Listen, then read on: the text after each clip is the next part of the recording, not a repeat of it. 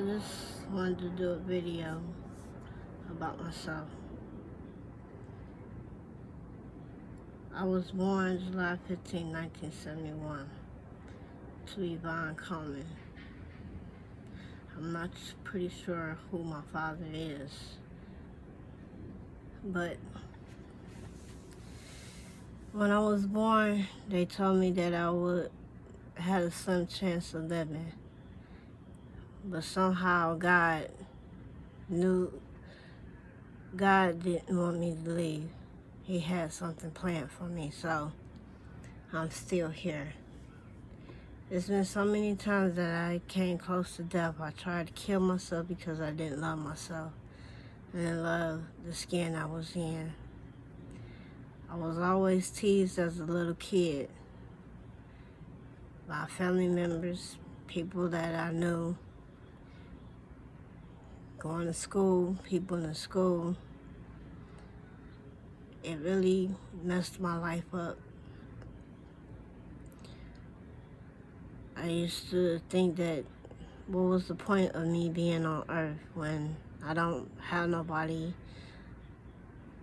that really loved me or care about me or to even speak to me. I always felt like I was always alone. My mother was always on drugs and she left us. And my grandma took care of me and my oldest brother. And my little sister and brother came along. She took care of them for a while, but then we all wound up in a foster home. All my life I have been in and out of foster homes. From the time I was 7 to 21. I've been in foster homes and adult foster homes. Girls' homes for pregnant girls. People always ask me why was I in a foster home. I really don't know. I really can't tell you why. My family didn't want me or couldn't take care of me.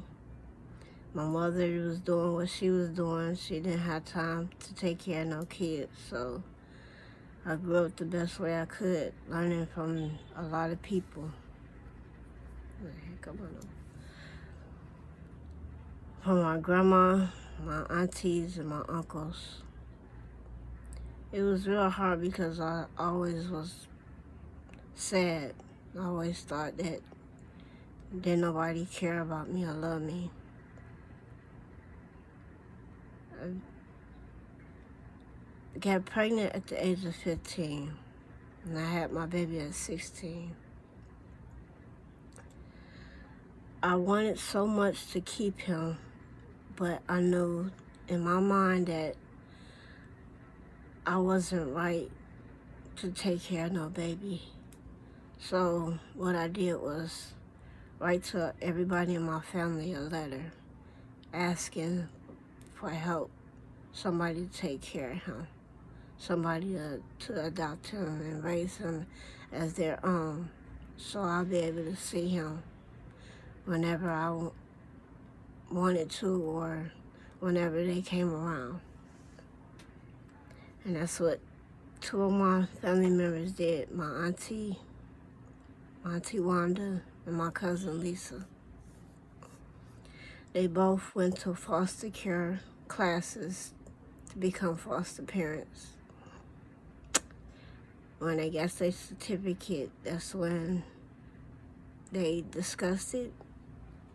And Lisa decided that she'd be the one who would raise him as her own. In a way, I was kind of hurt because I didn't want to give my baby away. But I was happy that I would be able to see him whenever I could, or call my cousin and ask her, could I come over and see him?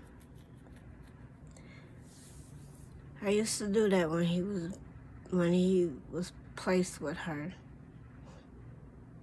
I used to go over her house every Friday. Well, mostly every Friday. If not every Friday, every other Friday. Just to see him, spend time with him, let him know who I am. And when he got a little older and can be able to talk, I was his Terry. It it it brought a smile to my face because somebody actually liked me, loved me for being me, even though I wasn't his mother, taking care of him the way I was supposed to. I still had my cousin Lisa. She raised him to be the best person that he could be. Even though we fall short of our mistakes and things, we go through life and we learn from them.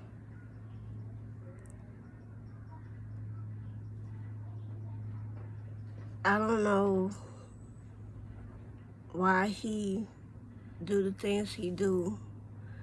When it comes to me, he's really hurt, and I'm sorry that you're hurt. I'm sorry that he's hurt like that. I wish I could ease his pain and let him know that no matter what I decided, I didn't stop loving him. I always loved him. He was my son. He was my firstborn. But I couldn't take care of him because I couldn't take care of myself. I was lost in my mind. I didn't do the things that I was supposed to do as a teenager. And being a teenager with a child is kind of hard. So I gave up. But God didn't want me to give up. So he blessed me with, he put another child in me. Said, you gonna be a mother. I still didn't do right. I wasn't a good mother to them. If I could go back and do it again, I would be the best mother that I could be and show them true love and do the best that I can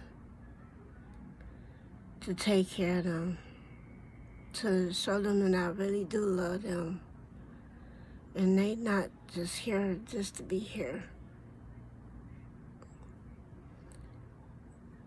But not having a mother in your life to tell you that she love you and she care about you and show you the things that you need to do, you learn from that and you think that's the right way. I knew my mother was doing wrong, but it was something in her that made her do that. So I don't blame her for what she did. I'm not mad at her or anything. Just know that life happens, and life happened to her in a hard way. She wasn't a bad mother, she just didn't take care of us. She didn't know how. She was under the influence of drugs, a lot of mental issues going on with her. And so that's why we wound up in foster home.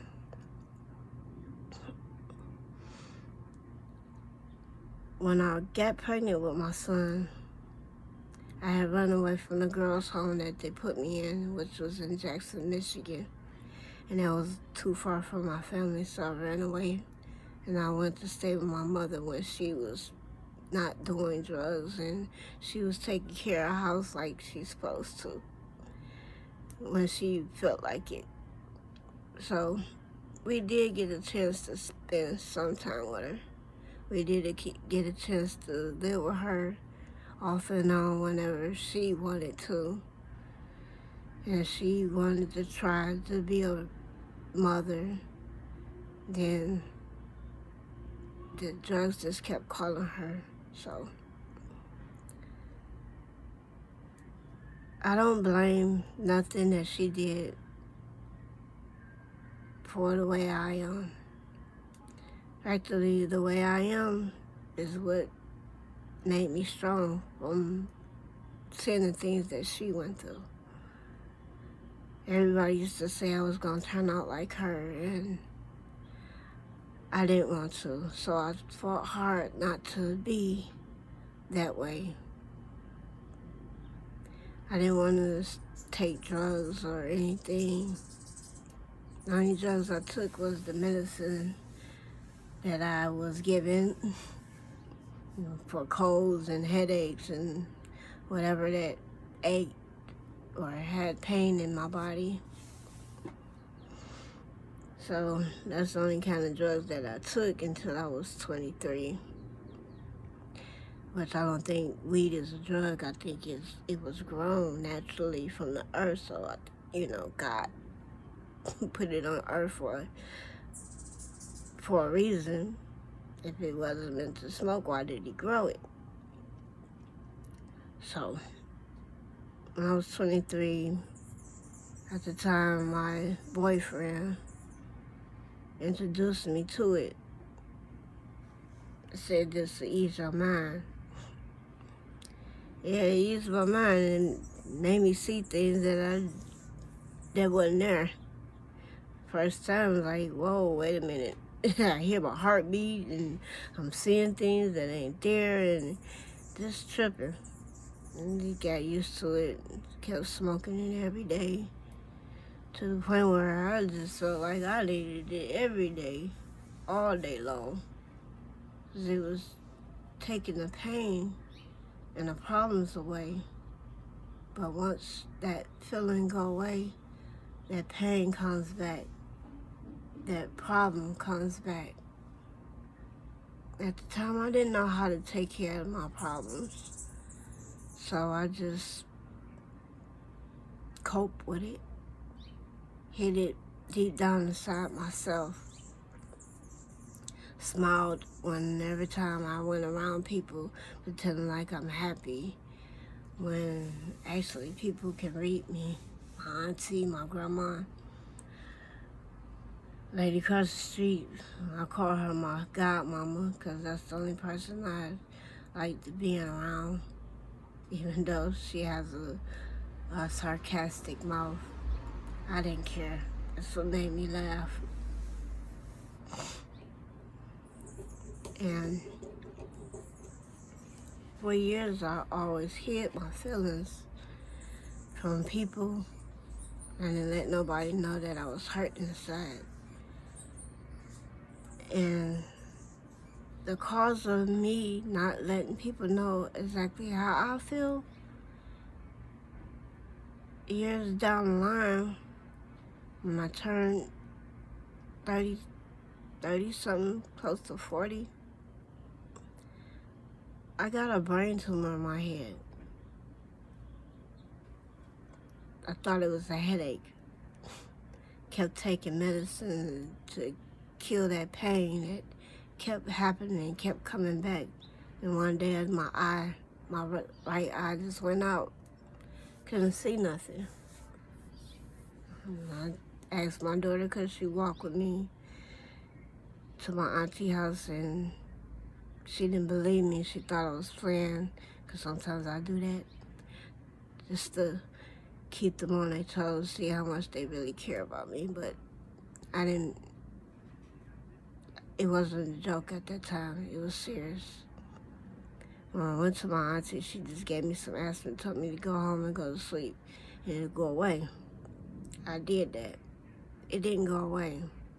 And then my eye, I still couldn't see. So I called my other auntie, and she said, if you don't get your butt to the hospital, I'm going to come beat your butt. In another way, but I'm not going to cuss on film. So I did exactly what she said. And I asked my sister, could she take me to the hospital? And as soon as I got there, they rushed me back and told my husband, that is my husband now, that I had a brain tumor. And it was a good thing I came in that night, because I would have been dead the next day. kind of scared me because I didn't know how I got this tumor. And as they was explaining to my family how I got it, it comes from stress over the years, holding in so much in you and not letting it go. If this can teach anybody, please don't hold on to nothing. If you're upset, mad, hurting, anything that makes you upset, let it go. Talk to somebody. Listen to music. Write it down. Just get it out of you. Don't hold on to that pain. Don't hold on to that feeling. Because anything could happen. Anything could take your life in a minute. That day, it changed me. It changed my whole life. I had to be strong for my family. Because my family was crying and they was worried. And I kept saying, don't worry about me. I'm going to be all right. God got me. God got me right where he want me. And as I was in the hospital, as I call it, my vacation away from reality, he talked to me. And he was telling me that it's time for me to stop trying to care about everybody, stop trying to fix everybody's problem when I wasn't trying to fix my own problem, which is being happy, accepting the fact that things are the way they are and there's nothing I could do about it. So I did. I say, I give up. I quit. I tried being there to be the mediator for my daughter in her relationships. It didn't work out. I was always the cause of everything. So I just said I quit. And I just wanted to run away from them. So I did. But you can't run away from your kids because they're going to always find you. They always come back. So we made it through. Even though we struggled, we made it through. The last time that my kids stayed with me was in 2019. I stayed downstairs for my daughter, which lived upstairs. My other daughter, she was back and forth. And my son, he was in and out. He came whenever he wanted to. He left whenever he wanted to. The stepkids came to stay with me. That didn't go so well because they didn't like me. And things wasn't going the way they wanted to. So they all was mad at me because I'm the stepmother. I'm the one who walked in their life and unexpectedly, and I don't know, even though I wasn't trying to hurt nobody or try to be nobody's mother. I'm just trying to be happy with somebody who wanted to be with me. That's all. I mean, hey, life is life. You can't be mad at the people that your family members choose. If they choose that person, that's what that person choose. But you gotta realize that person chose that person to be with because God told them to choose that person.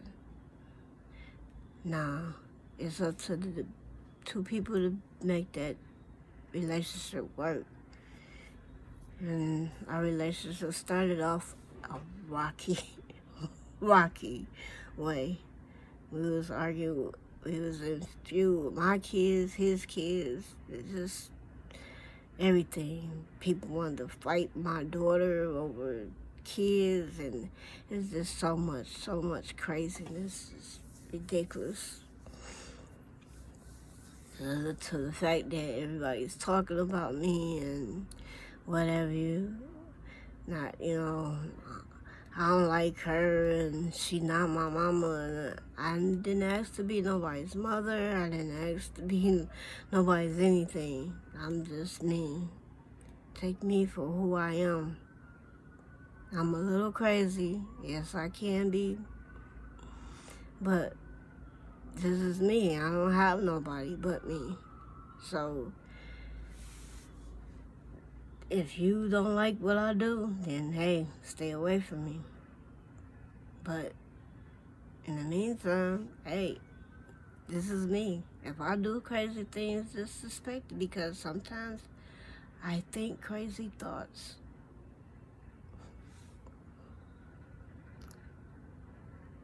God took me from Detroit, my comfort zone.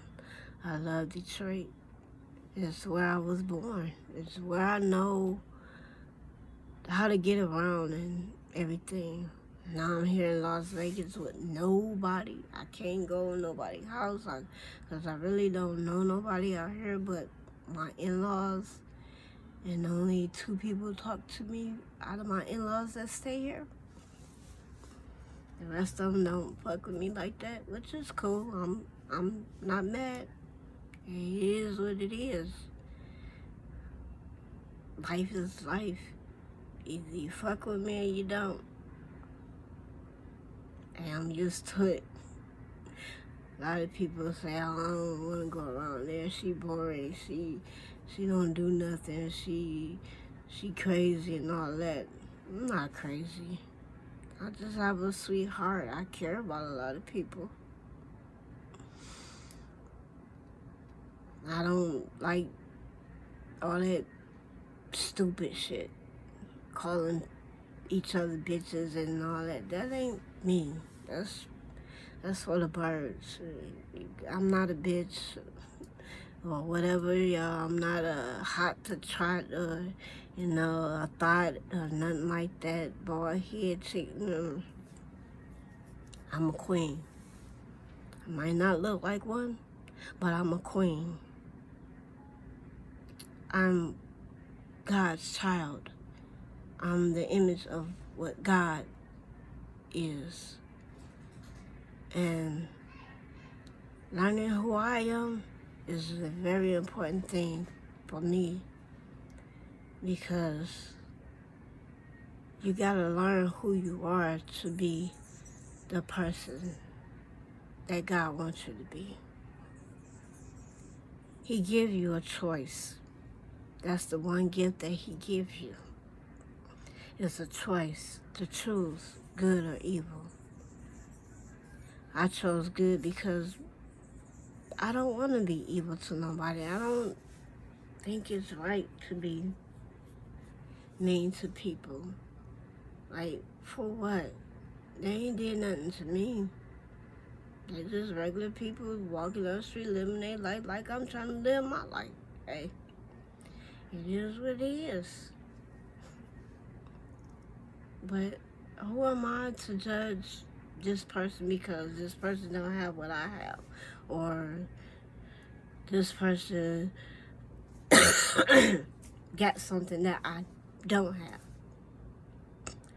Hell, if you got something I don't have, I'm happy for you. But that don't make my life no worse or no better. What you have is not meant for me, and what I have is not meant for you. With my relationship is perfect. It's not perfect because we do get into arguments, we do have disagreements, but at the end of the day, we sit and talk about it and try to ration it out and try to understand each other's side of the story. We don't go to sleep mad, because I really don't like that feeling of going to sleep mad at somebody. So whenever we do get into an argument, we do talk it out. Maybe sometimes we take it to somebody to get their opinion, but most of the times it's between us two. And that's what I need to learn. Stay out of people's business, especially my kids. I try to fix their relationship because I want them to be happy like I am. But I can't fix their problems. They have to fix their own problems. They all grown. They're all adults. The only thing I can do is be their mother. Be there for them whenever they need me. And start doing what I like to do.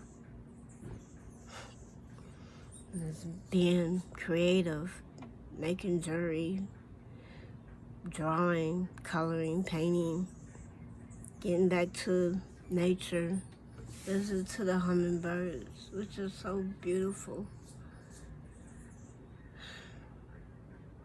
I just thank God that He brought me so far from where I started from.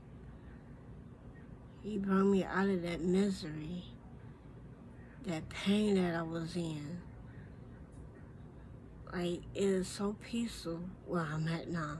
Right now, I'm sitting on my balcony, listening to the hummingbirds, feeling the nice, cool breeze for right now, because it probably will be 100 and something degrees, which is hot, but I can deal with it. It's been hot plenty of days, and I still deal with it because, hey, it is what it is. This is the way God intended. If it's supposed to be hot today, then hey, enjoy it. It's a beautiful day. But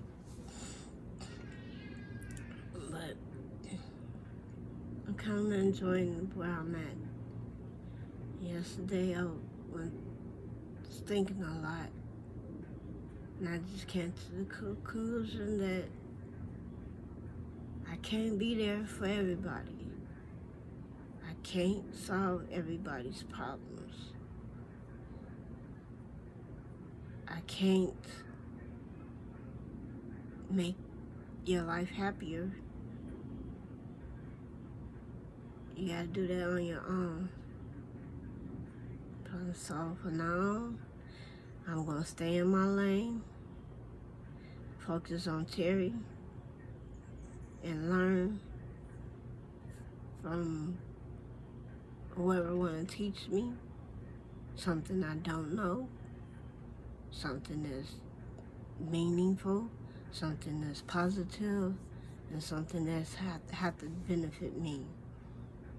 But other than that, if you get bad thoughts about me, if you feel a certain way about me, keep it to yourself, because I don't want to hear it.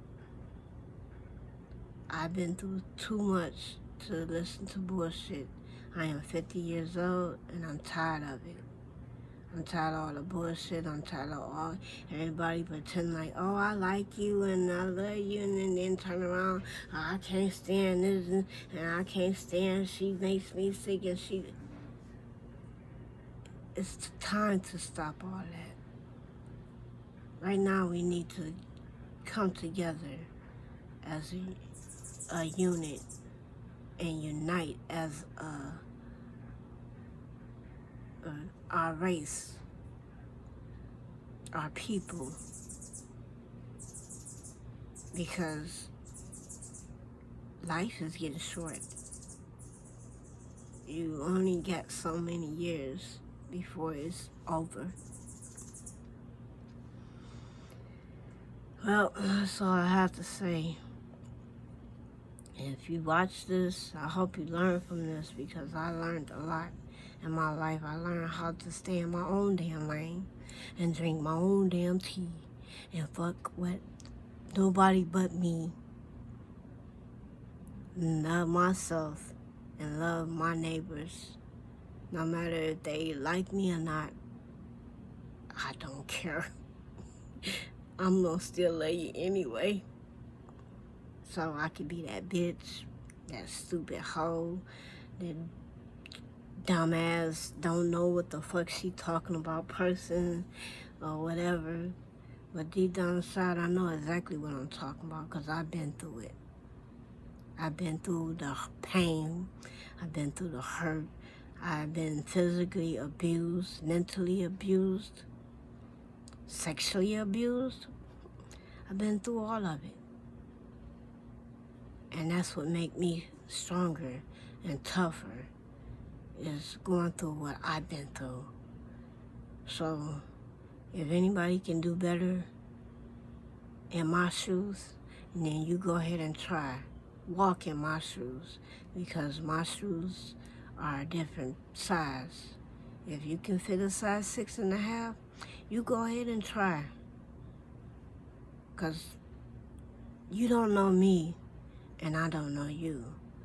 So quit trying to judge me and tell me who I am and tell everybody else who I am when you don't even know me.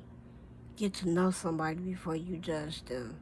Don't just assume, oh, I don't like her because such. And always know that it's two sides to every story. And if you only get one side of the story, that's when everything starts to fall apart. Learn that. It's detrimental to your brain, to your health. Stop trying to be in everybody's business. Stay in your own lane and focus on your own self. Love yourself. Know yourself. Know your worth. Because that's what I'm learning. Knowing my worth. Knowing that if I don't have a friend in this world, I still have God in me. And that's all I need. It's been real. I probably will come back when I feel like talking again.